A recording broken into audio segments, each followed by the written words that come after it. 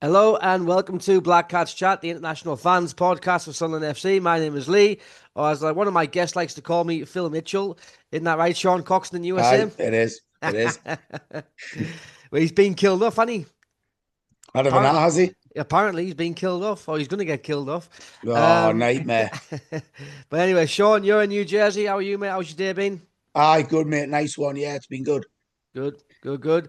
And also on today's podcast, we've got Gavin Frater. He's SAFC compatriot or companion or whatever you want to call it. He's in Florida. Gav, how are you, mate? All right, boy, lad, how's it going?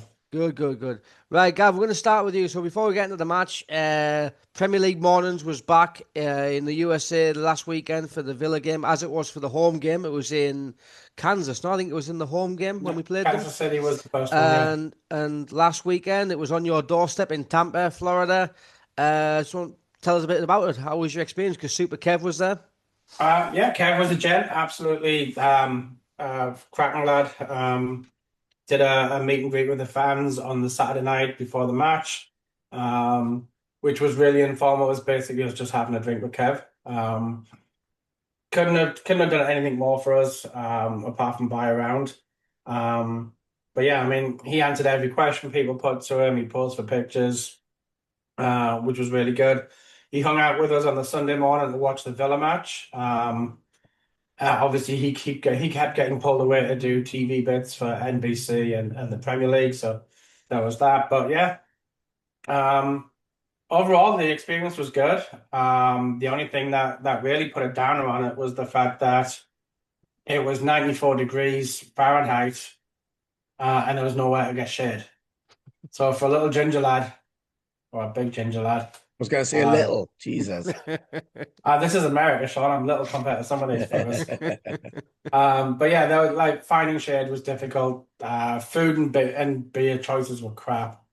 But like we got to see quite a few players. Got to see the Mags get beat on Saturday, which was really nice. Not so good that I got to see us get beat on Sunday, but overall it was a great experience. I think if you're in or able to get to one of these cities that has it in the US, it's definitely worthwhile going along. Well, I think they're looking at Denver and Dallas as the next one in September, so already getting ready to jet off to that. Yeah. And in terms of numbers, like what were the crowds like of like people attending, Gav? And was it like 50-50, or was it just like in general football fans of different teams or Oh, there's a lot of Yanks. It was well attended. It was busy, especially Sunday because you had the City Arsenal match. I think there was a lot more people there for that.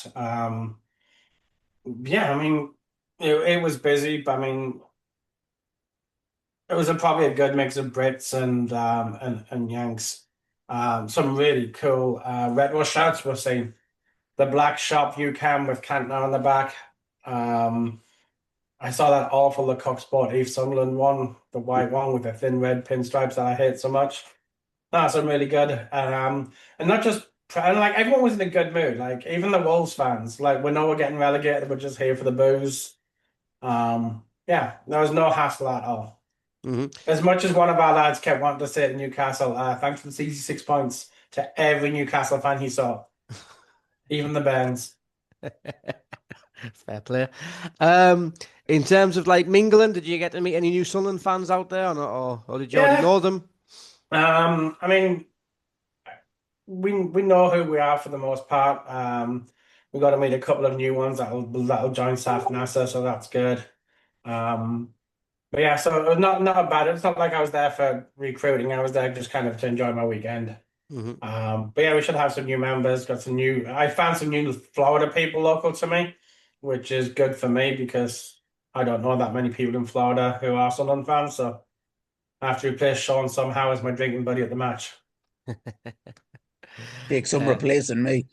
Oh, tell me about right then, all right. Cheers for that, Gav. Right then, Sean. The lineup for Villa was a tough match, but I mean, I thought that we might be able to get something from there because they played in Europe a couple of days before. Uh, Big talking point, as you let me know. What's O9 doing at centre back ahead of Dan Ballard, who's fit? So, yeah, what did you make of that decision? not to play Oh, Ballard from the look, start. right. It's tough, isn't it? Because he was brilliant against Leeds, and he redeemed himself against the Mags. And he was good at Tottenham when we were there, even though he had nothing to do. Well, not much to do. What he done well. So how can you leave him out? That's what you tell yourself, isn't it? But if Ballard's fit, he's got to play, and if you're fit enough for the bench, you've got to play, in my opinion. And I just think we don't concede the goals we concede if Ballard starts alongside Alderete. Hmm. Yeah, no, no. I think like it's hard to single out all nine that game. 'Cause I think there were a few Yeah. players who had like dodgy games as well. Like Reynildo didn't have the best of games. I think he got hooked No, as I well. didn't. No. Um, Gav, do you think it was like basically erring on the side of caution from Lebris not to rush Ballard back? I mean, I wouldn't have put him in to start. Not with a hamstring. Like you don't want to start him with a hamstring. Get him the 25, 30 minutes he got when Alderweireld went off. That was enough for me. Um, I don't think.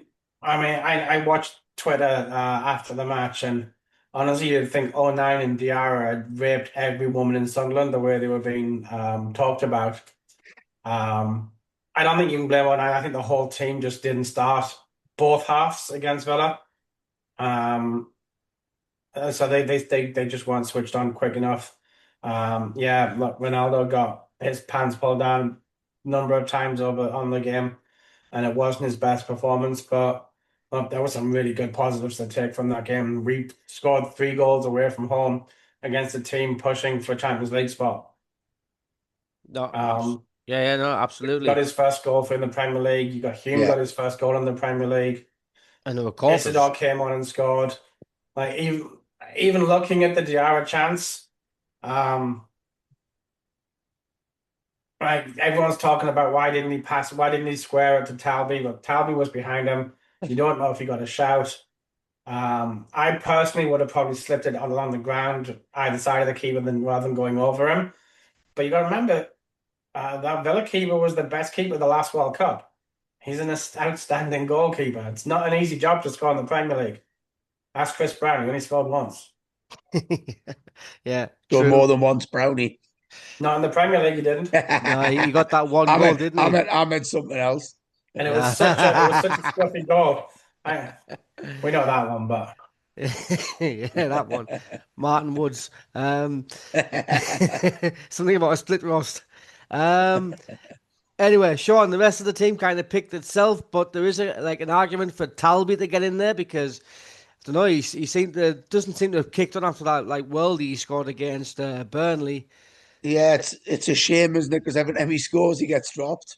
And I was excited to see him actually when we were at the Spurs game. I was like, yeah, he's exciting. I want to see him. And he came on with 15 minutes to go, and he wasn't in the game much. And you think to yourself, you've scored at Newcastle. Really, as a Sunderland fan, what else can you do?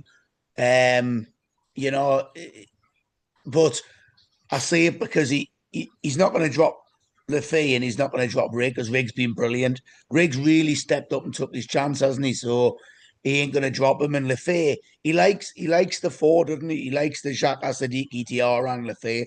He likes four of them on the pitch. So he's probably going to do the same against Forest as well. Hmm. It's just what it is, isn't it? Yeah, He's going to have to be patient. right. Gav, it's unusual for us to concede early at the start of a game, but also early in the second half. I mean, I looked at the stats and we haven't conceded many. We're normally quite organised, but do you know what do you think went wrong as we watched the highlights here?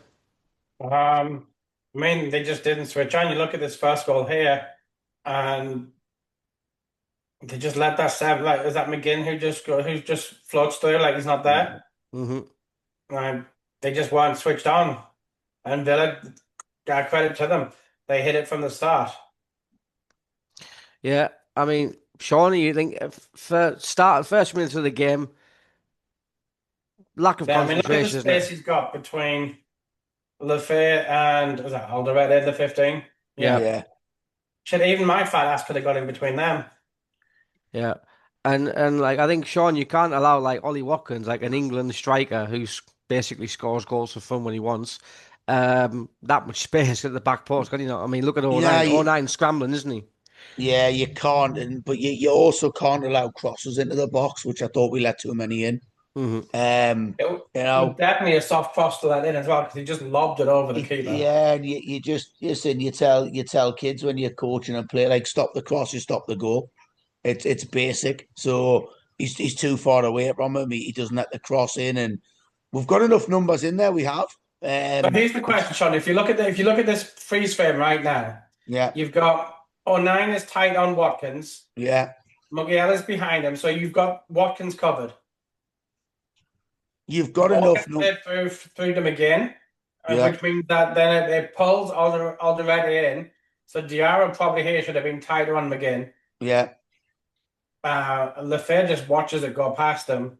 So it pulls Alderete out, which then pulls O'Nien closer towards the middle of the goal. And I don't know where Mukiel went for that. In the it's a 2v1 in the central, like on the edge of the box as well, isn't it? Obviously you look at the spare midfielder in there as well. Yeah, It's the 2v. space I in think between. it's Xhaka, Mark, and I don't know who it is for Villa, but alongside him, he's completely free and it allows him to get in, doesn't it? So you think no one's picking him up. He's got to be tighter in there, but listen, it's errors, isn't it? It's what happens at this level. You get punished. I mean, they're a good side, aren't they? A very, very good side. I thought I thought McGinn was excellent, and I thought Rogers was excellent. So I was glad to see the back of them when they went off. Yeah. yeah, Do you think, but Gav? Do you think Lafitte thinks that Diarra's covering him here? Is it I Diarra mean, or the is it way that Sadiq? Diarra's already calling for that ball to say where it's going. it's Mm-hmm. Siddiqui, isn't it? Because Is that Diarra's higher up. Diarra's here, isn't he? I think. Yeah. Yeah, it's Siddiqui, and yeah, Siddiqui's the closest one to Xhaka. Yeah, So do you think he's Yeah, been like? the gap for me between Ronaldo and O'Nien and Alderete rather is huge. Hmm. And at this level, you're going to get punished if you leave gaps that big. mm. Yeah, and as we see, like Robin Moose scrambling, Luke O'Nien But scrambling. there, like Mukiele was nowhere. Nah. Like he's the right back in this team. He should have been defending that back post. Hmm. And then Sean, here we've got our goal. Lovely finish from Riggy. It was brilliant, wasn't it? He done that. He had a similar attempt a few minutes earlier, didn't he? Yeah. I'm delighted for him. I really am. I mean, he had the goal against. Was it the goal against Reading that was chalked off? Brighton, sorry, that was Yeah, chalked off, and offside. and and you just. It's been coming for him, hasn't it? It really has, and he nearly scored at St James's as well. He had a few good chances, so it's been coming, and I'm delighted. What a finish that is as well on his left foot. That's a brilliant finish, that. Yeah. Yeah. And So I think it's our first English goal scorer this season, isn't it? So, I read that. That's pretty bad, isn't it? but then some people are saying that Dan Ballard can play for England, eh? Oh, mate, he's funny, isn't he? What a legend. Anyway, so no, I didn't doubt, Gav, that we would get back in the game because I think we've always shown that character that when we do go behind, we can get back into the game. But then going in 2-1 at the break behind, I think was like disappointing. I mean, that's 8v3 in the box. That's shocking. That we have 8 to give over. You know. Yeah, Gav, your thoughts on this goal? I mean, too easy. Um, I mean, I think you got to blame Rigg for not going with his man sooner Hmm. and not spotting the run, but that's being hypercritical.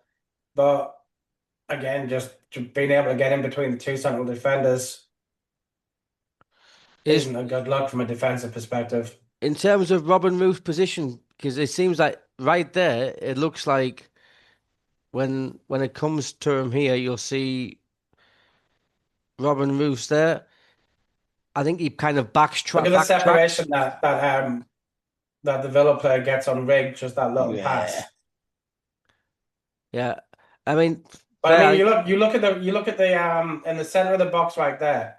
You got two players tussling for the ball that's coming through. So if you roll it on, I'm going on like your fucking Andy Grace, but there he's moved forward and left himself no chance. Yeah, yeah. True. Yeah, basically, Watkins just peels off, doesn't he? Really? It does, and it's the fact that, like I was saying, I think it's like 8v3 in Sunderland's favour. You should never be conceding there when you've got numbers up. Not a Hmm. chance. Hmm. You And know. then this one's So what, seconds into the second half. Yeah, basically virtually from kickoff. I mean, I was in the kitchen, like I always in the kitchen at the start of the second half, and I always miss something.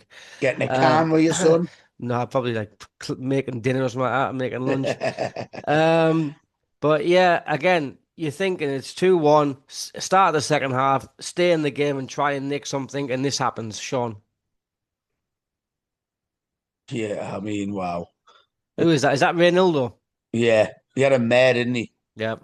That was his worst game, I thought, for Sunderland. He's been brilliant, hasn't he? He's allowed one bad game, but it just happened to be a very costly bad game, didn't it? Great ball So though. Yeah. it Like was that a pass for brilliant that ball. one touch It for was a pass forward. it was a good finish as well, to be honest. But I mean, is there still a lot to do? Like, Gav, from this point when Reynaldo loses the ball, I mean, we've still got what, 4 against 3? Yeah, you're on the halfway line, aren't you? So you still got a lot to do. Yeah, But I mean, you look at the players who are tracking back. I mean, you've got Siddiqui and Diarra sprinting back, but it's already a lost cause.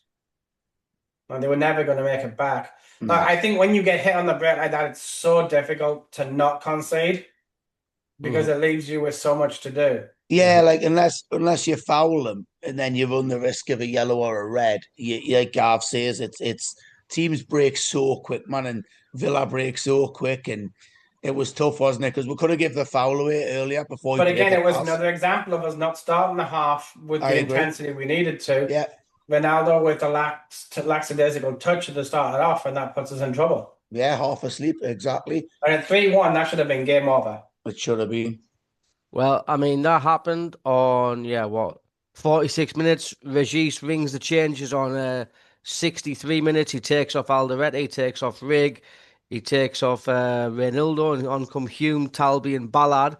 And I think like Ballard was kind of stepping up and getting into the game more.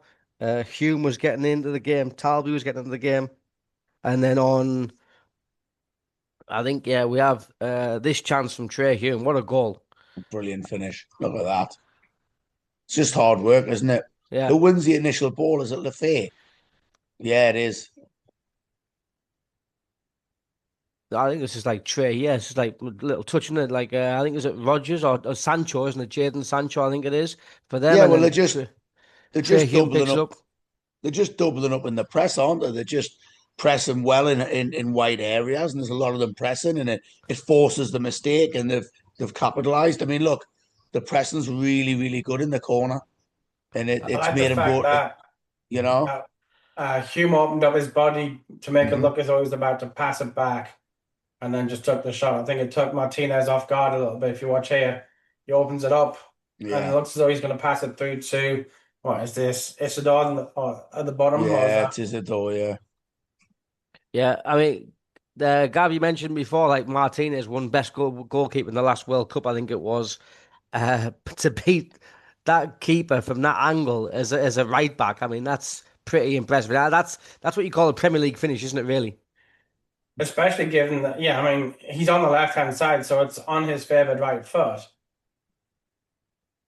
But Yep. yeah, he's a good finisher, Hume. Though he is. He makes a habit of scoring good goals, doesn't he? When he does score, so it's not uncharacteristic for him.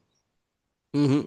Right, and then Sean, what was it, like about a minute later, wasn't it? I think. Then It's is this yeah. is this Enzo on the ball here? I think is it It Lafille or is is, it Xhaka? and Yeah, do you know what? It for me, it's the reason he's got to play central. yeah. It is, man. Right, like that. The pass is look at that for a Look at ball, that. man. But you can see that there. He's gonna get it through his legs, and he sees Isidore and he sees the gap. He I loves mean, he loves the nutmeg with them passes though. Just ask the old skunks, you know. yeah, So yeah. And isn't this what like Wilson's been crying out for the whole season? yeah, That type of pass. it is. And I tell you what, though, like Wilson's first touch is He's. class, isn't it? I think I was just going to say I think a lot of that his finish first though touch is had a brilliant. lot to do with Martinez's slip. yeah, Yeah, Like Martinez slips as he comes out, which makes it the obvious. See, watch here. There you go. yeah. He slips, but I still don't think he's getting there. Although I mean that touch, you could have landed a plane mine between the two centre backs when Lefay's got the ball. if you look when he gets the ball, the space between the centre backs is massive, and then obviously they close it because they're tracking back. But he's picked it out brilliant, hasn't he? And what a finish! Like the space between them, I Mings thought was was off the pace all game as well, though. He was lucky yeah, not to have got a couple of yellows. that's a brilliant finish. That I thought Mings and Concert had dealt with Bobby quite well. I thought like Bobby struggled against him. it's the one game, isn't it, where I think Fulham as well. Fulham dealt with them well. Mm. Villa, look at that. I mean, the gap there between them originally was minging, wasn't it? But yeah, what a finish it is, man. Right. Can I just go take a quick break while you do the Diarra chance? Yeah, yeah, go on then. Yeah. Oh, oh, Right. Oh, then roll it through. Let's have a one. bless him. Who wants to go first, Gav? Oh, Yeah, I mean, look, it's. I'm not going to say it's you must score this, but when you're through 1-on-1 with the keeper, like the dink is not what I would have done. I got to be honest. For me, I'd rather have just rolled it past him. Um, Right, so we're gonna yeah, go. I yeah, it's a poor shot selection given how well Martinez stayed in his feet and stayed big. yeah, I think if that was up against like someone like Peter Schmeichel back in the day, they wouldn't have been talking about the miss. They would have been talking about how hard Schmeichel is to beat. Yeah, And yeah, that's yeah, everything that Martinez did right on that, as opposed to Diarra doing well. yeah. And Sean, this is like an amazingly fast counter, isn't it? I mean, look it where it is. starts. It is, and do you know what? I don't blame Diarra, right, for the shot because look, he's not going to pass it, man. He isn't, right? But Should I just Talby think should Talby not be screaming at him? He should be. he should be, but he's not going to. He But probably would was. you? He probably was. But you're through 1-on-1 like that. You've just seen what Isadore's done 3 minutes earlier. Of course, he's a competent kid as well, Diarra, right? Like he scored goals for Senegal. He scored a couple for us. So he is a competent kid, right? And I just think push it out to the right and just finish it. Create an angle and score. Or like Gav said, no one does it these days anyway, but go round the keeper. Make the keeper either foul you or make a decision. And Hmm. in terms of having to do something erratic, and he didn't do it. Hmm. He's went to try and be clever. And to be honest, the chip, if it's a little bit harder, it goes in. I think it does. I just Yeah. thought it was too soft, the chip, you know. But oh mate, he's had a I mare, think hasn't for he? Diarra, it'll be pivotal. Like you look at what the way that some of the fans on Twitter went on when Lefebvre tried to do a Panenka, and he got like again he got pilloried in the online and Yeah, he'd never play for our club again, and we should cancel his contract. The shit that comes out of Sunderland fans' mouths, it's like you'd think they'd never seen Phil Gray or David Rush play football. Or Gareth Hall. Gareth Hall was a hero of mine. No, he wasn't. He was a fucking awful. The fact that he got subbed in to take Darius Kubicki's consecutive appearances record still rankles with me 30 years later. Oh, raise your But pretty angel. but I oh I dear me, really Brady want to Angel. see Diarra kind of like he's been coming back and he's getting undue shit from the fans who wouldn't know a quality of play if they sat in their face. Hmm. But I just hope he doesn't look at Twitter or any of the social Nah, media. he'll be okay, man. Of course he will. Yeah, You yeah. know. Sean, we had a chat about like this chance, and like you mentioned, I think in our chat that he doesn't like he's too central. He doesn't get like the angle He to kind is. of. I But think. like this touch here, Mhm. if you watch this touch, does he not have an angle there to go around? I think he still could have. I just think he's got to bring the ball out his feet a bit earlier, and then open up his hips a bit more and just find the bottom corner. Or he can go. He's still got a good distance there where you wouldn't go around the keeper anyway. So I just think let the keeper get close and go around him. But I Yeah, I for think me watching him play, if that was Isidore, I think you probably saw what Isidore do a jink to the left and then yeah, knock it in with his left yeah, foot. Isidore. We've seen Isidore do that loads of them where he just shifts it.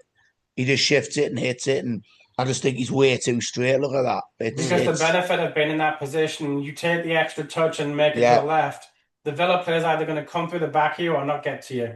yeah, Mhm. So you're going to get a and penalty or a goal. I think and he, yeah, the chip was ballsy. It didn't come off, just like the Panenka for Lefebvre was ballsy and didn't come off. But Lefebvre went from strength to strength there. Hopefully Diarra does the same.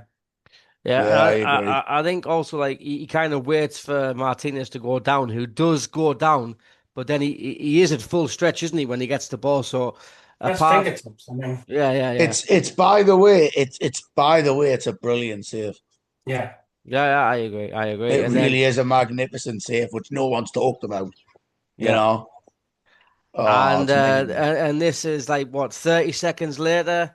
Another cross into the box that should have been stopped. Well, But look there, like I think it was Nordy who wasn't switched on from the yeah. throw in. He kind of like turns his back, and like there we got like basically 3-on-2. Have you got like is that Talby? He's got to put his foot in there, surely, hasn't he? But even that, give over, man. Give over. Shouldn't be coming in. He's That getting shouldn't. I across mean, him. look, that ball shouldn't have been able to bounce. Yeah, I I mean, would have preferred to have seen. Well, I prefer it not to be on dial-up internet, so it wasn't pixelated as hell. But I'd like the blue blocky guy to move to the white block a little bit sooner and cut it out on the bounce Yeah. and just put it in the back of the stand. Kind of like the Spurs player on Saturday night. Was it Saturday? Talby's just Where he took the touch for the that led to the Brighton last minute equaliser. Just knocked that shit in the back of the stand. mm, Talby's just swing. Talby just swung the old That's kipper at Ballard, it, didn't actually, he? isn't it? The closest player there. but Ballard's there. I mean, you got '09. I think Hume were there, aren't they, as well? And like basically none of them's like the wrong side. Yeah. Faint touch and yeah, heartbreak. 'Cause I don't think we deserved that. I think we deserved at least a point. Yeah, I know. You can see by their Um, reaction. Look, I think you deserve everything you get in football. I think Villa switched off and we're fortunate to switch back on and get the win. I don't think Villa fans would have thought that they didn't deserve 3 points from their performance. It was a good performance from them. Yeah. At the same time, we can count ourselves unlucky, but three times we switched off on crosses. Can't do that. Mm. No. I think Sean, you mentioned like scoring 3 goals away from home and still getting beat. That's a kick in the balls, isn't it? It is. I think it it's got to be the first. I know we've scored three at home, haven't we, against Burnley and West Ham, but I think it's the first time this season we've scored three away. It's got to be, hasn't it? Yeah, it must be. I can't remember the So last time we scored three away in the Premier League. yeah, it must be. It's been a while, hasn't it? So you think in terms of the forwards and the attacking players have done their bit in the defend, and it's uncharacteristic because we're normally so solid and so we only concede it. We concede it's one, maybe two at a push. But we go through so many spells in the games where we just don't look like air conceding, and it's scoring and it's the attacking side of the game that we think lets us down a bit, and it was the opposite at Villa, wasn't it? So I don't. This is saying that Bournemouth we overcame a 2 goal deficit to win away with 3 goals in November, but I thought that was that was at home. home. Yeah, Yeah, that was at home. That was 3-2 at home when the Traore fair gets penalty. Yeah, we got chipped from like the halfway line, Hmm. yeah, and yeah, then that Frater Taylor with the Adams penalty. Yeah, scored. so Yeah, that it was that at, tells you how good Google is at knowing where a football match is. yeah, that was at home. Yeah. Right, well, listen, lads, before we take a little break, we're 11th in the league, 46 points, 33 games, 5 left to play. Um, I mean, what, 4 points off sixth place, Brighton and 50, Bournemouth, who are currently playing 49, Chelsea 48, who sacked Liam Rossini today after 4 months Yeah, into a 6.5 year contract, mental. Brentford 48, Everton 47, and us 46, and then Fulham 45 below. So what's the expectation for the end of the season? Is it push on for that European place, or is it just what do you think, it's Sean? Europe. Get in, Frater. I want a Thursday night in Kazakhstan with Gav. Yeah, I do. Gav's not leaving the US at the moment, man. He might not get back in. Right, well, listen, lads, we'll take a quick break, and then when we come back, we're going to talk about Forest on Friday, tickets, season tickets, and some Legends Way stuff as well. So we'll be right back.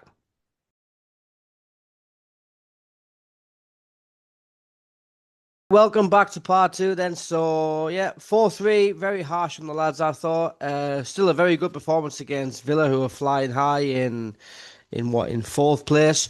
Uh, Sean, this Friday we play at the Stadium of Light against Nottingham Forest, who need some points to get away from the relegation zone. Obviously, they'll be up for it, but I think home advantage Friday night underneath the lights. We've still got something to play for as well. What are you expecting? Yeah, the one thing from these lads is like you say, we're not on the beach, are we? We're still playing, we're still working, and it's gonna be a lot different from the Spurs game because Forest have got a lot more bollocks and fight, and they're doing well in Europe, and Gibbs White's playing well, had a good result last game. Listen, I think they need one win to stay up for. They might even be safe now. I think the 5 or 6 points safe, clear of the drop zone. So even a point might be enough for them. But listen, they're gonna see it as an opportunity to get that one win and keep them safe. So it's gonna be a hard game. It really is, really tough. Yeah, they're on 36 points. Then you got West Ham 33, and you got Tottenham, who make up the end of the bottom three, 31 points. So Yeah, so they've got a good 5 point lead there, and they're not throwing that away with 5 games to go. yeah, I mean, but they did have a game at the weekend. They drew, didn't they? I think was it No, they won against? 4-1.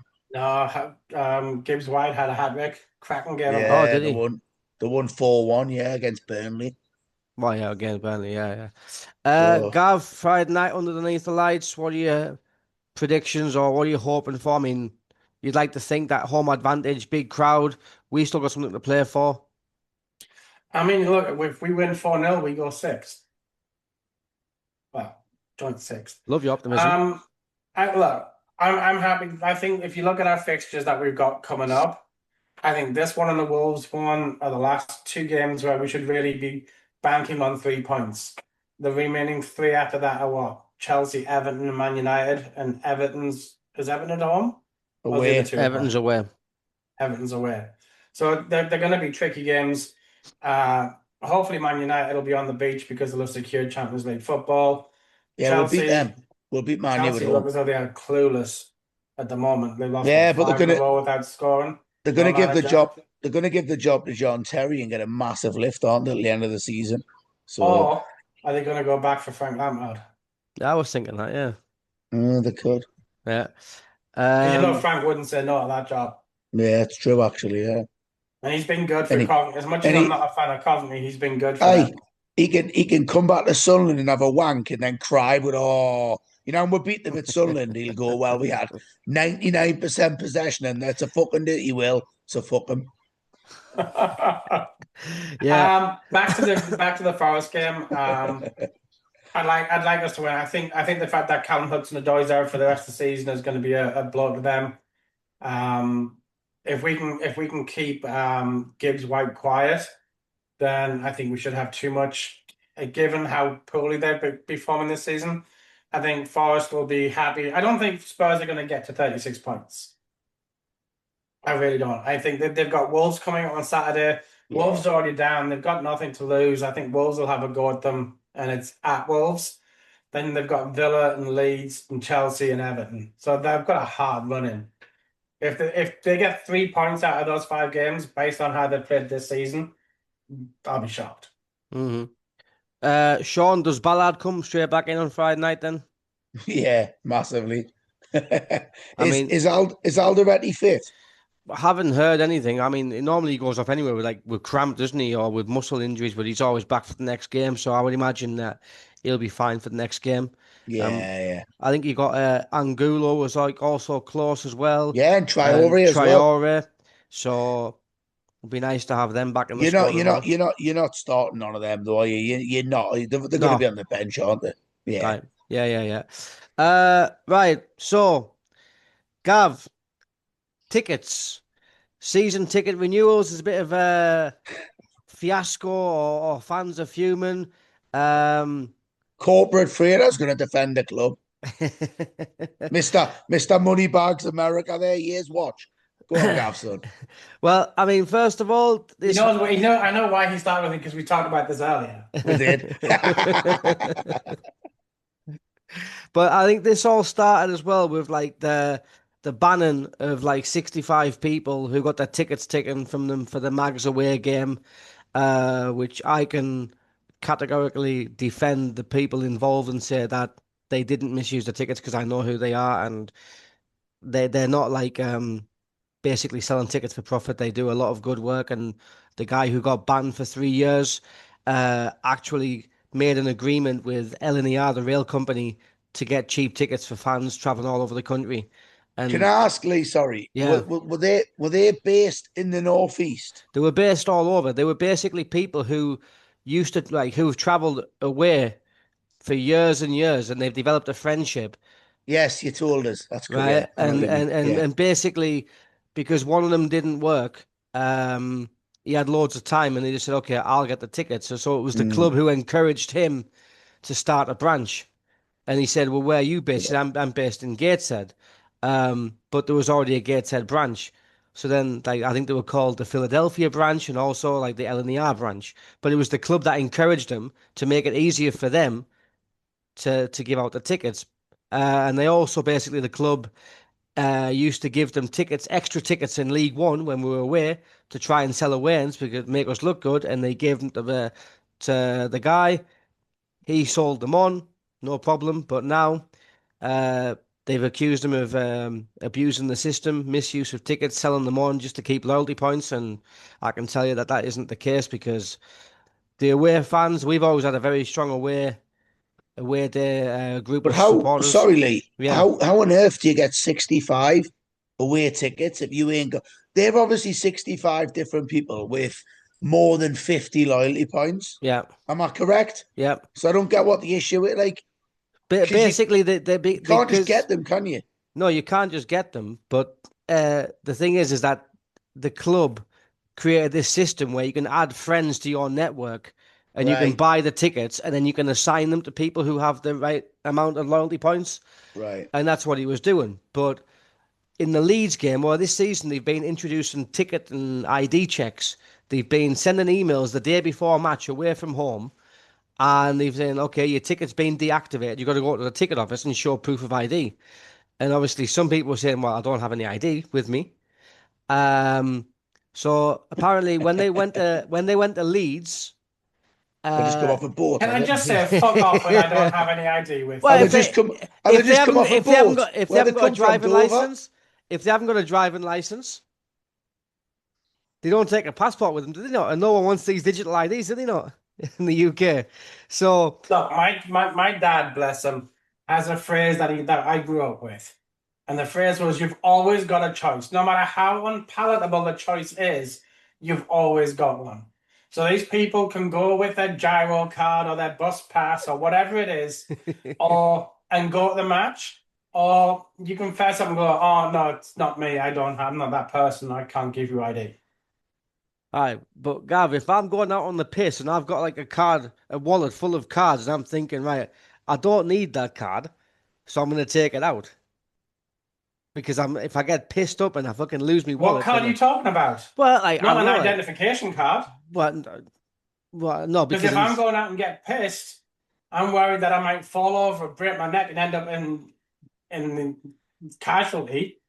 And then they need to know what blood type I am. They need to know who to contact. yeah, but if you're traveling by train during the way day, why would you need a driving license? Well, just Your keep one on ID. you. I don't Like, know, do you you not know. just do you physically take your? You're like, oh, I'm gonna take a bus right there. I better leave my driver's license at home. No, fuck that shit. Well, I do, yeah, There's because no I don't want to excuse lose for a it. grown-ass adult not to have ID on them at any time. There Yeah. is, Gavin. There is, Gavin. If you look at what's going on there is. I mean, yeah, because you're not the person who the ticket was sold to. Yeah. The Well, ones, the channel crossers. Might have been some of them. Then let's just send them all off to Congo.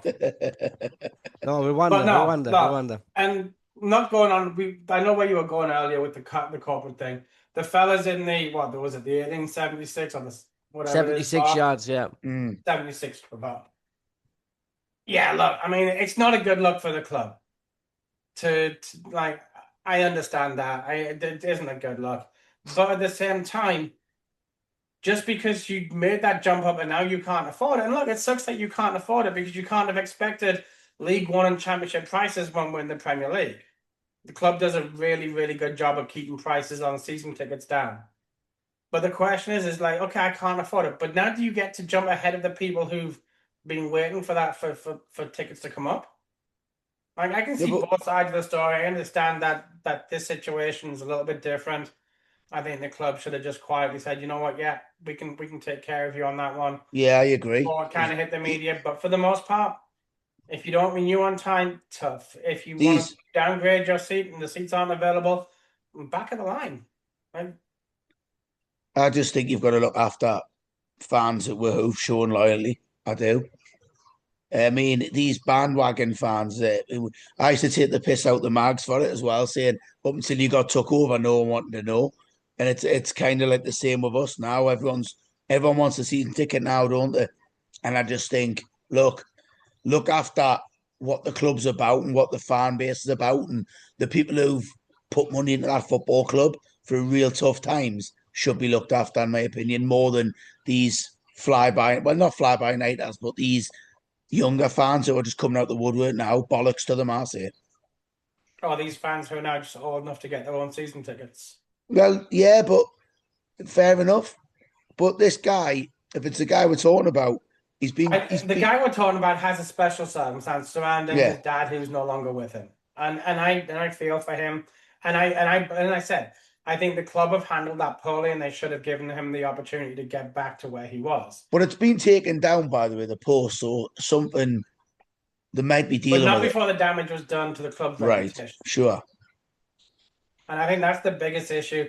Is it just takes one person to say something negative about the club, and then you got 600 numpties on Twitter and Facebook trying to burn the world down because Jack didn't get his season ticket downgraded. Look, Listen, we're always going to have this on, but where we're trying to push to the next level, and a few people are going to get left. They are financially, they may get left behind a bit, and it's unfortunate, but it's where you want to go in football, isn't it? Like we deserve to be at the top table, we do, and with that comes more. You've got to get more into the football club in terms of revenue. So and people are and I just going to think have to that's where accept we it. have like when we finished seventh 2 years in a row with Murray as the chairman and Reed as the manager, we could because we were so affordable, we Yeah, weren't able to make those steps forward and be able agreed. to invest in the squad the way we should have, which would probably have had us in a different position right now. And if you look at Coventry, I read the other day from that Dave King, they've got 5,000 fans on And see, 5-year season tickets. They paid 500 quid for 5 year, and now they're in the Premier League. They're effectively he's not getting money for 5,000 fans because yeah, what he said is if we get so it's, I think it was what 500 a year for 5 years. yeah, If we get promoted to the Premier League, your season ticket will be free. yeah. So he's honoured it, hasn't he?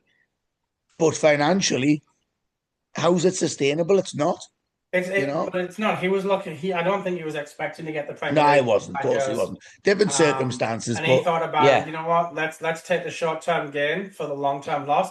I'm sure that he insured the club against that. So there'll be an insurance policy that offsets the loss. That's what they do. Like corporations do that. well, You give away $1 million, you insure yourself for $1 million at the chance that somebody wins it. let me tell you, right? I don't even think I think our prices are really Greg. Obviously, I go and watch the basketball out here. I've got a ticket for the 76ers and I've got a season ticket for the Philly Union in the football and the soccer. And the tickets are ridiculous. They're unbelievable. And like they do price gouging. So if Messi's playing, the tickets are 400 quid. But if they're playing DC United the next week, they're 20.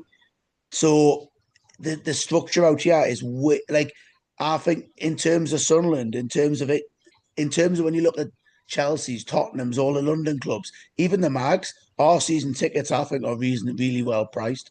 I do. I think they're affordable. Now, I'm not trying to sound, you know, I know it's a working class area and stuff, but we also have direct debits. We have 5 payment plans.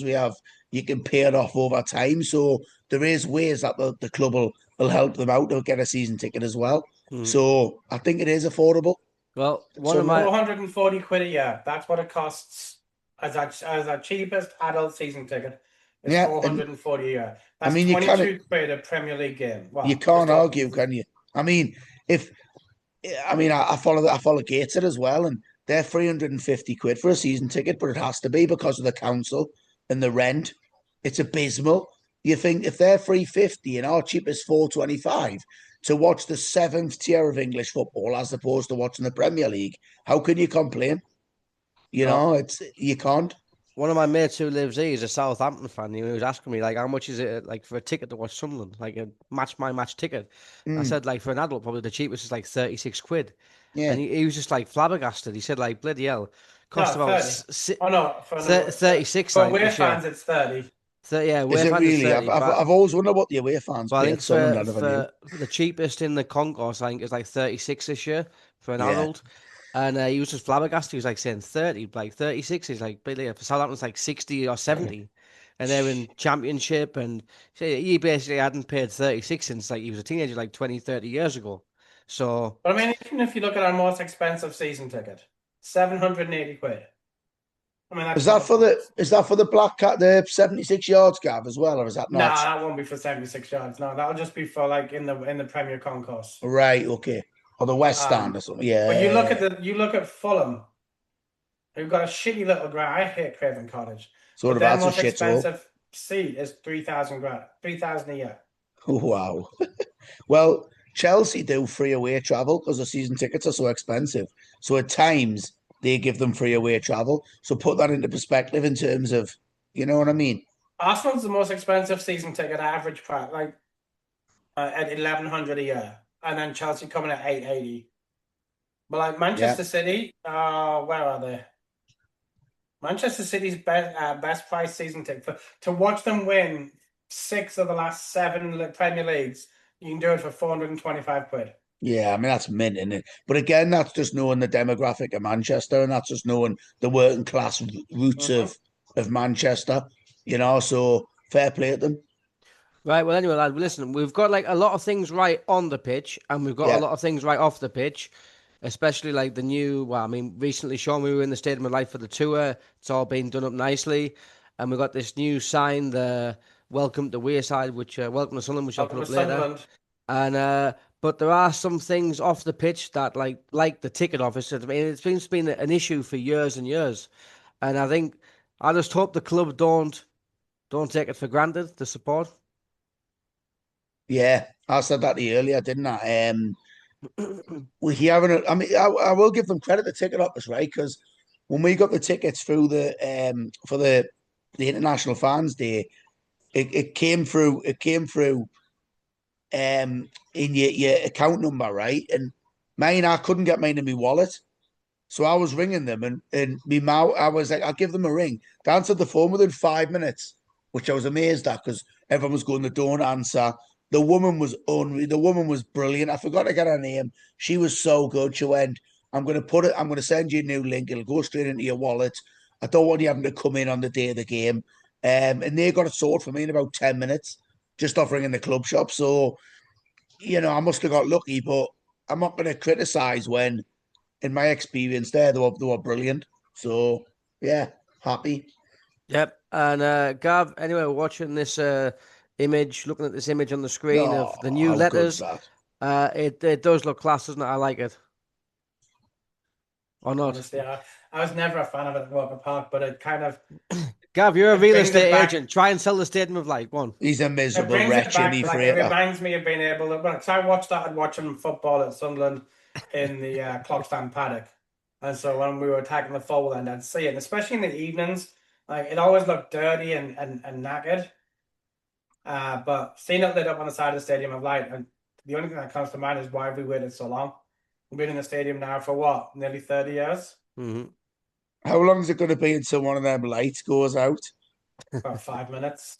I know, be like the N will fall off and like a Sunder lad. So is this as you come over the bridge? That's what you'll see, isn't it? Over the footbridge. Yeah. So for you, once you've been to the pie shop. Aye. Yeah, that's the Chippy. one. Well, I think it's going to be inaugurated isn't it, this Friday night. So yeah, it's nice to see that as well. Yeah. Right, Gav. Next thing on this list is that the interim CEO. What I can't remember his name. Is he called Tom? Tom I've just watched the thing by him as well. I I can't forgot his remember. last name. Burrow or something like that. Yes, What's something his like name? that. Yeah. He works for Bear. Thingy's Like Ben. another, yeah. There you go. Right, Gav. So he's been talking about his role and what he's doing for Sunderland. I don't know if you've watched it and what you make of it. I was halfway through until some moron told me I had to get on his podcast in there. No. Look, he speaks really well. And again, it's not a football podcast; it's a business podcast. So it's spoken at a business level. And I think some fans, if they're watching it, won't be able to disassociate the business and the football side of things, and might take it a little bit wrong. Because he's talking about how we have to really grow revenue to be competitive on the pitch, which is 100%.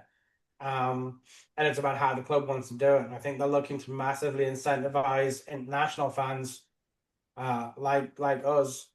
How they're going to do that will be interesting. He spoke, sorry, Gav, he spoke about like memberships and stuff, didn't he, as well? International memberships, which a lot of clubs have, Well, we haven't had and that since Donald Methven, 50 pound a year, and they gave you. Well, they had the junior international fan membership, didn't they? right. But And I think this will be a bit more classy and a bit more polished, oh yeah, I It'll be liked me it. gold card though. Oh no, that's I what they want my should bring gold back, card shouldn't they? back.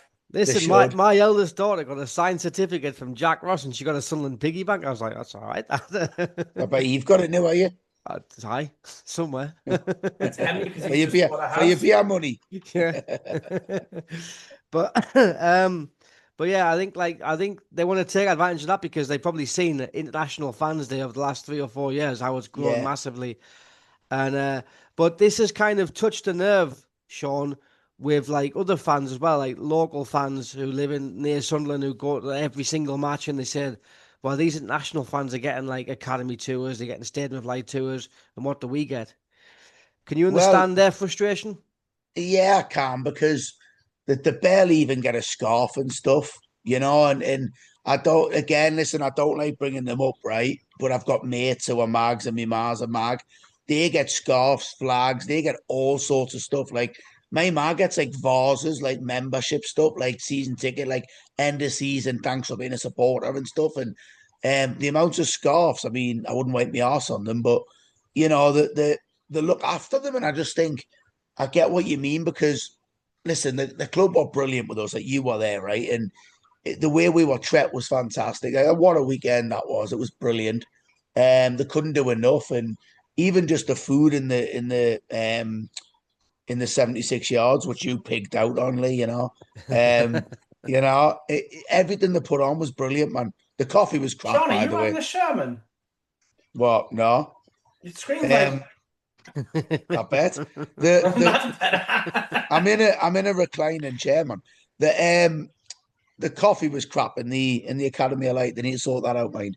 But listen, it was brilliant, and I get what you're saying. Like the fans are thinking, well, we don't get that. We don't get a recognition day, or you know, I don't know. Maybe you're right. Maybe if I was back there as a season ticket holder again, I'd want rewarded more.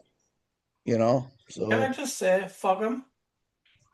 there you They go. get to go to 19 games a season in person. Good lad. He's They on fire. travel Then he Frater, isn't he? from Southwick or from Fence Houses or from Headon or from wherever they're going. They go each week. They get to see 19 games of football. What fucking acknowledgement do you need more than you get what you paid for? Yeah, Look, fair enough. I'm not putting any international fan as on a higher plinth. But for like we can't make 19 games a season. No, Like you flew from what? From Philly or from Newark? Newark. So Newark in the Heathrow or in No, Edinburgh? I went into Edinburgh. Much easier, by the way. Yeah, that's how I do it. So, and how many of you were there? Oh, me and my wife and my daughter. All right, so three of you flying internationally down for however long you were down. You probably paid as much for that one game as most fans will pay all season. Yeah, for us, yeah. Mm-hmm.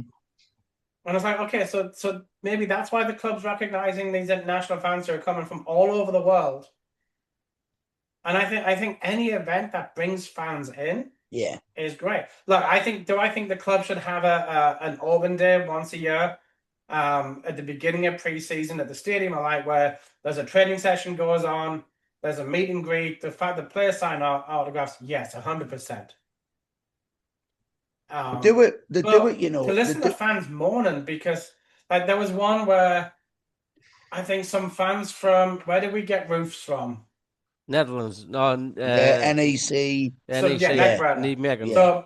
So apparently, a supporters group from there wanted to see Roofs play in Sunderland at the beginning of the season, and so not only did the club invite them over, they bumped up their tickets and got them to and let them meet Robin Roofs as well. Well, that just came out in the news in social media this week, and like, oh, you don't have to be a Sunderland fan and have a season ticket for 97 years. All you have to be is some Johnny foreigner who likes one of our goalkeepers, and the club will roll the red carpet out for you. And I'm like, the fuck? Like, you just can't please some No, people. you can't. You're So right. And look, it's from true. It is. I think for the most part, you're gonna have some miserable face ache wankers every week, no matter what happens. Diarra could score 3 goals on Friday night and then score like an own goal, and they'll be slating them for the own goal, not the hat trick. Like, Yeah. I look, I'm old, I'm 50 now, but I prefer when you can just turn around to someone and say, "Will you shut the fuck up, you stupid idiot? You don't know what you're I talking know. about," rather than just having them spout off in front of hundreds of thousands of people on Twitter. Because I look at it with my basketball season ticket, right? And they're unreal. They'll go like, right, for 5 games a year, we're going to upgrade you to courtside. We're going to give you food and drink all night long. You get jerseys, hats, like that. My wife's like something else. Like they can't do enough for you. They really can't. And it's No, like, the Red Bulls were the same. They'd have a fans day at the yeah, beginning. You got your scarf with your membership cards. You got to meet some players. Like it doesn't take a lot. yeah, But we know that the club are going to put on a great show when they come to the US in the summer yeah, because that's what they do. I think the big weekend will be the Nashville weekend, and then there'll be little bits and pieces around Philly and New Jersey. yeah. There will be, yeah. But like So you get to see them every week. in a nutshell, Sean deserves International Fans Day because he's paid a fortune. Yet I've been fucking using Ryanair €40 return flights and friends and family rail card. cheap, Costs cheap. nothing to be meanly. Anyway, right, I think that sums it up. Right, our last talking point then, lads, is the announcement of Legends Way that has been X. confirmed by the club. The 14 legends. I mean, some of the names that got confirmed weren't even on the list, I don't think. Is that right? Yes, Peter Reid wasn't. Yeah, I mean, if we look at some of the names, I mean, Rach Carter, Len Shackleton, Charlie Hurley. I mean, when I did my lineup, I think those three were definitely on. I think nobody can argue with any of those. Gav? Nope. No, Yeah. Bobby Kerr and Ian Porterfield. Can't argue. Yeah. Gary Rowell and Gary Bennett. Gav? I have no problems. Nope. I mean, I have problems with the word legend, but Well, I think Gary Bennett just for like that David Sweeney moment. Can I just say, right? I know I put when I put Murray in mine, and I know you did, Lee, as well. I think when you sent us yours, I seen loads of people online saying Murray shouldn't be in it because of Murray's gates. I'm like, are you having a laugh? Like the legacy and what he's built at that football club, like, yeah, he should be on it all day long. He should be. Mm-hmm. Yeah, So well, yeah, so Bob Murray's on. Kevin Ball. massively. Yep. And then yeah, Peter Reid wasn't on the nominations, but he's there. Gav, are you happy with that? Peter Reid included? I mean, given how shit we've been for 50, 60 years, he gave us three and a half seasons of really good football, so I've got no problem with that. Mm-hmm. Mm-hmm. And then Gav, I know Jermaine Defoe was one that Nah, you disagreed with. Sean, I see you. No, he Jermaine shouldn't Defoe be on it. scored less goals than Darren Bent. He wasn't there. That's a Bradley Lowry nod. Do you know And that's what? all They've it done is. it. They've done it. They've done it because commercially it makes money. They have.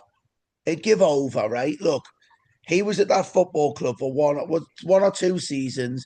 He couldn't wait. Let's have it right. He couldn't wait to piss off when we got relegated. He could. I know what he done with Bradley Lowry was unreal. It was brilliant. It was really nice. What a nice bloke. I met him in America. He was a nice fella, right? But he couldn't wait to piss off when that club went down. Then he thought he was doing me a favour coming back in League One, played six And he was games and pissed shit. off. Nah, I'm not having it. So Yeah. Well, Quinn For and us, Phillips. he played what, 94 games and scored 34 goals. So it's 1 in 3. Yeah. yeah, I don't know if that's a legend. nah. I mean, like, you've also got that Newcastle volley. Yeah, but you're not a legend. Patrice You, Carter once scored against I Newcastle and at I St did, James, and and there's Yeah. no fucking statue to him. you're Yeah. you're a cult hero. You know, like give over. Yeah. Yeah. I think that Lee Cattermole would be a legend over Jermaine Defoe just for his Yeah, longevity. I agree. And fuck off with Jill Scott. I think she's a fantastic figurehead for football in general. I think she's had a great career. I have no problem with her. But is she a Sunderland legend? Do you know what? If you're going off what she's done for England, well, let's put Henderson in it as well. And if you want to go down that road of she won the Europe, okay, well, Hendo's won the Champions League. Hendo's played in European Cup finals. Let's put him on the list. Again, it's just political. It's just they know that when they have a dinner come round, they can bring Defoe and Jill Scott, and people will come and make money. It's bullshit. She shouldn't be on it. I don't know enough about the women, the Sunderland women. I know Justin Warner and stuff does, right? But like people like Steph Horton, she's done more for Sunderland women. They've mentioned other women who've been there for so long through this whole journey that haven't left this club and are still there. Kira Ramshaw, I think, was That's the one. I yeah. couldn't think of her name. Kira Mm. Ramshaw. Thank you for that, right? She people are saying she should be on this list ahead of Jill Scott. If you're gonna, so probably she should. Jill You Scott know, was at Sunderland from 2004 to 2006, and then she went yeah, off to Everton and Man City and made a career there. Look, she got a youth cap when she was with Sunderland. yeah. Senior career started in October of 2005, so she's only really there for a year. Like, I'm sorry, there are more deserving women than Jill Scott, There but is. Jill Scott's done the England thing. She's doing the TV thing. She's done the podcast with Gary Neville and the lads. Like, And that's not a Sunderland legend. Hmm. yeah, Well, Quinny and Phillips, I think there's no doubt there. I mean, Quinny as a player and chairman. yeah, absolutely. And then Super Kevin, I mean, no explanation needed for that. One name that I'm disappointed not on there is Bobby Gurney. Yeah, and Cloughie as well for me. Well, my other choice was I had two people that weren't on the list, right? Bobby Gurney, Johnny Campbell, who was like the forward, the team of all the talents, and Billy Hughes. I always love Billy Hughes when I'm watching the People, replays. Why is Corey Evans not on there? they've all, I and Jeff Whitley should be. They've they've overlooked that 37 team, haven't they? Which was brilliant. And people go, well, yeah, it was nearly, it was, 90 years ago. It doesn't matter. It's in with history. It's that team of all talents were brilliant. And, I just think, yeah, they've overlooked it, haven't they? But again, it's like I say, I think it's commercial because a lot of them, well, all of them are dead. And Well, let's be honest. Most of the people who are voting are going to be younger anyway, so most of them probably didn't even see Kevin Phillips and Niall Quinn play. do you think there was a vote, or do you think the club just let me think there was? Well, I'll ask Rob Mason at the end of the season when I get him on the podcast and You were saying that. That would be good. see what he says. Mhm. Good. Right. Anyway, lads, before we finish, then, is there anyone else who you think isn't on that should be on? Gav? I mean, we've won, but was Bob Stoker on there? Yeah, but he's got the statue and I know he's got the statue, Yeah. and then Jim Montgomery's got the statue at the other end of the plaza, hasn't he? Yeah. Well, they're going to do it where he's going next to him, so it looks like he's running to him, like on the foot. Yeah, they're rotating the statue. Yeah, That's right. Look, I mean, let's be honest. Since 1973, we've been absolutely shite. There's no. We've had. Is my time as a Sunderland fan. I'm thinking 85 when we got to Wembley was great, but we got relegated.